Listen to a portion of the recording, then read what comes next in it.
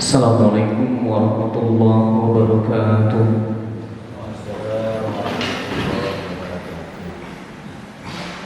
Alhamdulillah, alhamdulillahilladzi arsala rasulahu bil huda wa dinil haq liyudhhirahu 'ala ad-dini wa kafa billahi shahida.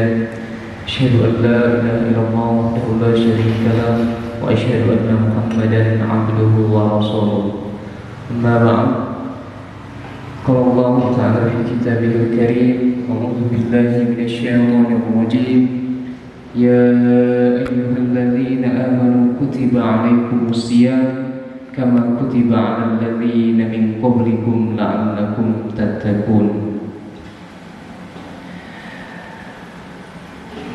Jemaah subuh yang dimuliakan oleh Allah Subhanahu wa taala,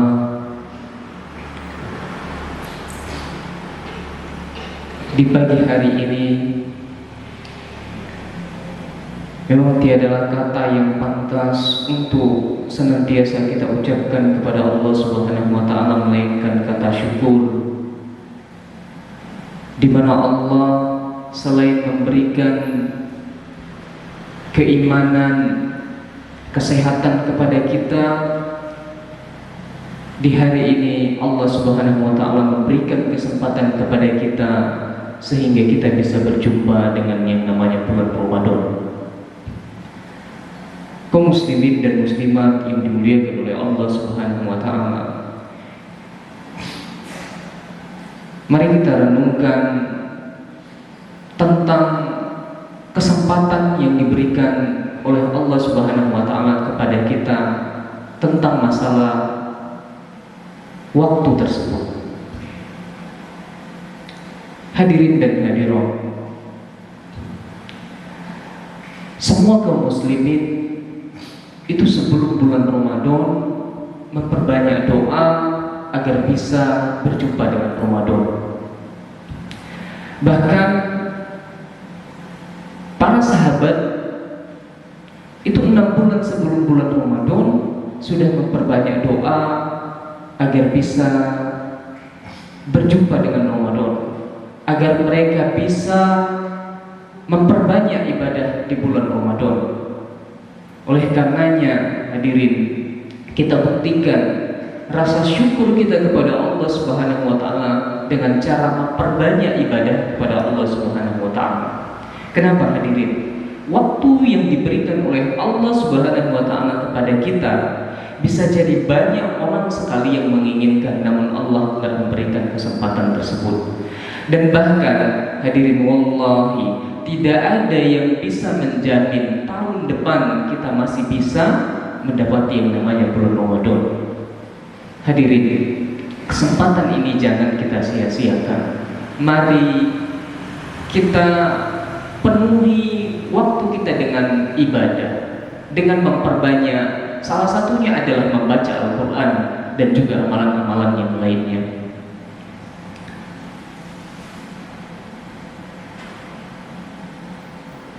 Ayat yang kami baca tadi itu ada sebuah tafsir dan itu pernah dibahas oleh Ustadz Adi Hidayat. Maksudnya adalah di bulan Ramadan itu memang awal-awal Allah memberikan keimanan yang sama kepada kita, berikan keimanan yang sama, baik yang masih kecil, yang sudah dewasa, yang masih remaja sama, ataupun orang yang jarang membaca Al-Quran atau orang yang jarang ke masjid juga diberikan keimanan yang sama. Bahkan Allah memanggil kita dengan kata ya. Padahal dalam bahasa Arab ada banyak harfun nida tentang panggilan ini. Bisa hayya, bisa ayya. Tapi di sini Allah menggunakan kata ya yang artinya fleksibel, bisa memanggil yang dekat, yang jauh, yang menengah. Kemudian alladzina ini mencakup dari yang kecil sampai yang sudah tua. Diberikan kemudian keimanan kepada kita. Karena hadirin, di awal Ramadan itu bisa kita lihat jamaah sholat subuhnya mengalahkan jamaah sholat maghrib. Namun hari ini kita bisa lihat jamaah yang kemarin di awal Ramadan itu sudah semakin berkurang. Nah, ini merupakan salah satu bentuk kita nggak bersyukur kepada Allah Subhanahu wa Ta'ala. Padahal Allah telah memberikan keimanan kepada kita dengan keimanan yang sama, namun kita nggak jaga. Kemudian Allah berikan waktu kepada kita dengan waktu yang sama, yaitu bisa mendapati bulan Ramadan. Namun kenapa nggak kita manfaatkan waktu itu? Bahkan kita melakukan sesuatu hal-hal yang mungkin tidak ada manfaatnya untuk kita dan juga kepada Allah Subhanahu wa Ta'ala. Salah satunya menghabiskan waktu dengan main game ataupun yang lain-lain. Ini merupakan sebuah kekeliruan dan sebuah kesalahan, hadirin. Hendaknya kita muhasabah terus diri kita tentang masalah ini. Hadirin, jangan kita pandang, ini sering kami sampaikan sebelum Ramadan. Bulan Ramadan ini jangan kita lihat hanya dari satu sisi, bahwasanya bulan Ramadan bulan penuh ampunan, bulan penuh kasih sayang, bulan penuh di mana Allah Subhanahu wa Ta'ala melipat gandakan pahala-pahala. Enggak, hadirin. Ketika kita enggak sikapi dengan baik dan benar, Ramadan ini akan menjadi mimpi buruk bagi kita ketika di yaumil qiyamah nanti. Allah akan menuntut kita tentang waktu yang diberikan oleh Allah Subhanahu wa Ta'ala. Dan Allah marah terhadap orang-orang yang seperti ini sampai dia mengatakan celaka seseorang. Rogima anfu rajulin. Rasul kita yang sangat sayang dan cinta kepada umatnya tapi marah. Kenapa, hadirin? Rajulun dakhala alaihi Ramadan summan salaqa fala yughfarlah. Dia diberikan oleh Allah Subhanahu wa Ta'ala kesempatan untuk mendapati bulan Ramadan, namun ia hanya menjalani hari-harinya di bulan Ramadan tanpa memperbanyak ibadah. Dan setelah Ramadan dia belum diampuni oleh Allah Subhanahu wa Ta'ala. Celaka ia, celaka ia. Banyaknya pahala yang diberikan oleh Allah Subhanahu wa Ta'ala kepada kita, hadirin, namun kita belum diampuni oleh Allah Subhanahu wa Ta'ala setelah bulan Ramadan. Rasul marah. Padahal satu puasa saja sudah menghapuskan dosa-dosa kita yang lalu. Man shoma Ramadan imanan wa ihtisaban ghufira lahu ma taqaddama min dzambihi. Namun dia setelah Ramadan belum diampuni oleh Allah Subhanahu wa Ta'ala. Artinya dia menghabiskan waktunya untuk hal-hal yang tidak bermanfaat.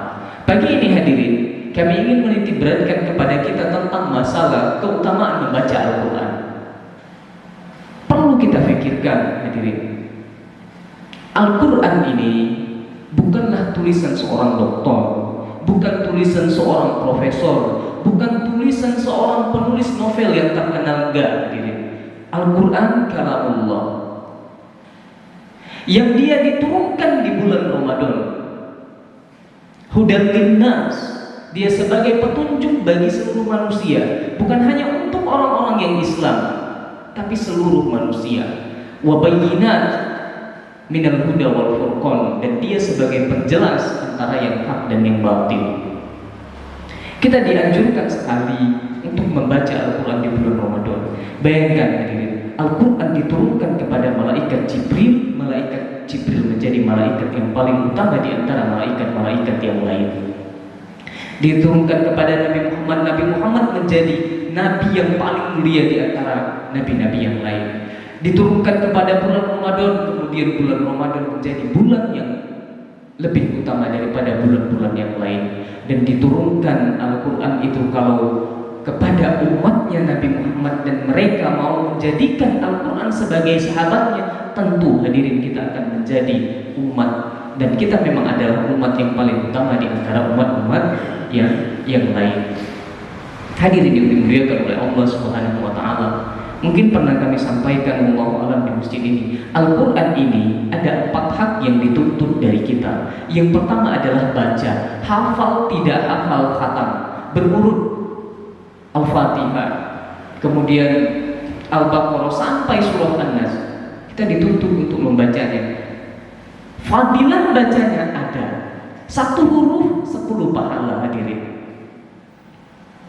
Kalau kita baca alif lam mim dalam hadis itu disebutkan, maka kita mendapatkan 30 pahala. Dalam hadis yang lain disebutkan, siapa yang mahir membaca Al-Quran, wa huwa ma'a safaratil kiramin bararah, mereka bersama malaikat-malaikat Allah yang terpilih. Adapun orang yang masih ketika dia baca Al-Quran ia tak terbata-bata, wahwa syakun, dan kemudian dia masih dalam keadaan sulit, tapi dia paksakan dirinya untuk baca Al-Quran, lahu ajroni, dia mendapatkan 2 pahala. Banyak sekali. Orang yang masih belum bisa baca Al-Quran saja, dia paksakan dirinya, yang tadi alif lam mim dapat 30 pahala, dia mendapatkan 60 pahala. Jadi nggak ada kata untuk kita nggak mau belajar dan membaca Al-Quran. Dan hadirin yang dimuliakan oleh Allah Subhanahu wa Ta'ala, Al-Quran ini memang seharusnya kita jadikan sebagai sahabat kita. Kata Nabi kita Muhammad SAW, Iqra'ul Quran fa innahu ya'tiya yawmal qiyamah syafi'an li ashabihi.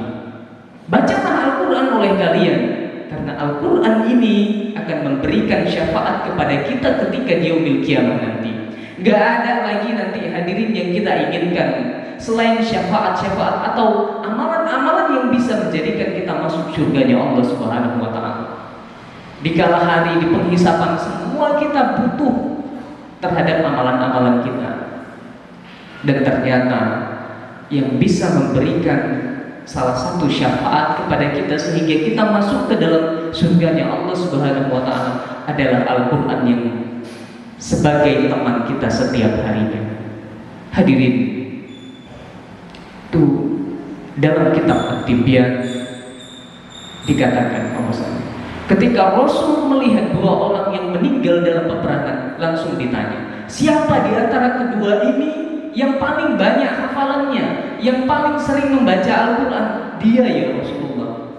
Langsung yang pertama dimasukkan ke dalam liang lahat adalah yang sering membaca Al-Quran. Artinya apa? Dia dimuliakan oleh Al-Quran tersebut. Dan kemudian memang Al-Quran bisa memuliakan satu kaum dan juga bisa menjatuhkan atau menghinakan suatu kaum. Abdullah Al-Haimani, dia berkata sama Sufyan As-Tsauri, wahai Sufyan, mana yang lebih engkau cintai, berjihad di jalan Allah atau baca Al-Quran? Maka Sufyan As-Tsauri mengatakan, hadirin, saya lebih suka membaca Al-Quran. Kenapa wahai Sufyan? Katanya, karena khairukum man ta'allama Al-Quran wa 'allama. Karena sebaik-baik oleh kalian, kata Nabi, adalah orang yang membaca Al-Quran dan yang mengajarkannya. Kita baca kisah yang lain, Khalid bin Walid, ketika ia dewasa, hadirin, dia mendatangi Al-Quran, yuqabbilul Quran, dan dia mengatakan kepada Al-Quran, wahai Al-Quran, katanya, syaghalana ankal jihad. Sungguh wahai Al-Quran, kami itu telah disibukkan oleh jihad. Dia menangis, hadirin, dan mengatakan kepada Al-Quran, dia tidak sempat membaca Al-Quran, menyesali dirinya karena sibuk berjihad di jalan Allah. Sedangkan kita hadirin yang dimuliakan oleh Allah Subhanahu wa Ta'ala, yang setiap harinya menghabiskan waktu yang insya Allah memang lebih banyak, kita mohon kepada Allah semoga kita diberikan keistiqomahan untuk melakukan yang bermanfaat, yaitu memperbanyak ibadah kepada Allah Subhanahu wa Ta'ala. Banyak sekali hadirin tentunya masalah tentang keutamaan membaca Al-Quran, yaitu bahkan gak ada yang boleh kita hasad, yang boleh kita iri, kecuali kepada orang-orang yang senantiasa membaca Al-Quran. Itu boleh kita iri. Dan kemudian hadirin yang dimuliakan oleh Allah Subhanahu wa Ta'ala, adapun cara bacanya kami yakin semua kita sudah sudah tahu caranya agar bisa mudah khatam Al-Quran. Kemudian yang kedua adalah hendaknya kita mentadabburi Al-Quran, baca ayat, baca terjemah. Afala yatadabbaruna Al-Quran am ala qulubin aqfaluha. Jadi hendaknya kita diperintahkan untuk mentadabburi ayat Al-Quran. Cari satu surah hadirin yang menggelitik untuk kita. Ibu-ibu cari surah An-Nisa, misalnya yang perempuan, surah Maryam. Yang bapak-bapak kita misalnya suka tentang kisah nabi-nabi, ada surah Al-Qasas. Cari satu surah saja yang menggelitik untuk kita mau baca. Baca ayat, baca terjemah. 10 ayat saja dalam satu hari. Kata Abdullah bin Mas'ud radhiyallahu anhu, kami tidak pernah setiap hari itu kecuali telah membaca 10 ayat, dan kami juga setelah mentadabburinya dan mengambil hukum-hukumnya dan kemudian menghafalnya, lalu kemudian kami amalkan. 10 ayat saja dibagi hadirin. Kalau berat 10 ayat dibagi, setiap sholat 2 ayat. Jadi 5 kali sholat 10 ayat. 10 hari 100, 1 bulan 300 ayat, 1 tahun 3600 ayat. Tidak sampai 2 tahun, alhamdulillah kita sudah pernah mentadabburi Al-Quran 1 kali dalam seumur hidup kita. Kalau enggak kita buat seperti ini hadirin, kita enggak bakal bisa untuk mentadabburi Al-Quran, apalagi kita enggak tahu bahasa Arab. Kemudian yang ketiga adalah menghafalnya. Menghafal ini tentu juga kita tahu salah keutamaan-keutamaannya, yaitu salah satunya bisa memberikan syafaat terhadap orang tuanya bahkan. Adapun caranya sama. Kalau sulit, ya seperti tadi, 10 ayat dibagi setiap sholat 2 ayat. Namun ini tentu hadirin mengkhususkan waktu kita dan kemudian dengan etika dan juga keistiqomahan tentunya kepada Allah Subhanahu wa taala. Dan kemudian yang terakhir adalah mengamalkan isi dari Al-Qur'an tersebut. Salat, zakat, semua yang diperintahkan oleh Allah Subhanahu wa taala dalam Al-Qur'an, mari kita lakukan karena Allah Subhanahu wa taala. Barangkali hadirin yang dimuliakan oleh Allah Subhanahu wa taala, ini yang dapat kami sampaikan kepada kita semua. Semoga ini bermanfaat terutama kepada kami pribadi. Kami tutup tatim bidu'ati kifaratil majlis. Subhanakallahumma bihamdik asyhadu an la ilaha illa anta astaghfiruka wa atubu ilaik. Assalamualaikum warahmatullahi wabarakatuh.